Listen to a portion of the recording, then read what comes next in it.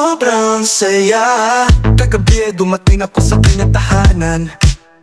Di tiyak yakap, sobrang higpit walang kulang.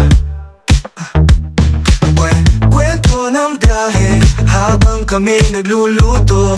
Biglang tumahimik, tila may bumabagabag dito.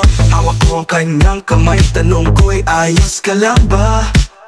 Miss yung mata niya, sagot ay ikaw lang ang may kaya magpasaya. Sa gabi raw ako ang kanyang kalma, ako lang daw ang dahilan kung bakit siya payapa dito. Hawak ko ang kanyang kamay, tanong ko'y ayos ka lang ba?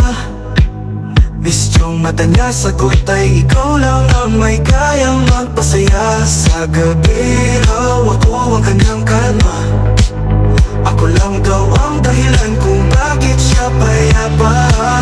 Pag wala ako, siya'y nalulungkot. Sa gabi raw ang yakap ko'y sagot. Damdamin, di mapigil, ako'y natutunaw sa kanyang mga salitang puno ng galaw. Sa bisig ko siya natutulog, kaya pa ang gabi walang takot, walang kapapuso'y nasa tabi. Ang pag-ibig namin para lang isang awitin. Walang hanggan, walang bitaw, kami nasa dilim.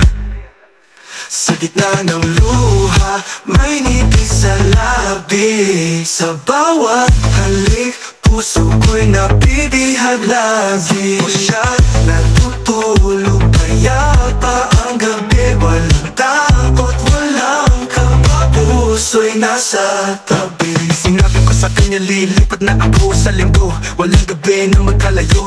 Tila natunaw siya sa dibdib, luhay tumuloy, yakap ay tumibay lalo. Walang kasing ligaya ang aking nadarama, habang sa pisngi nga luhay pinapawi ko na. Pagkatapos ng lahat, halik ang sagot, nitinta ko sa puso, lahat ay may tuldok. Siya ang dahilan ng lahat ng sigla. Sa bawat araw siya ang aking tala. Mahal ko siya, walang kapantay. Sa bawat yakap niya ako'y nahahaya.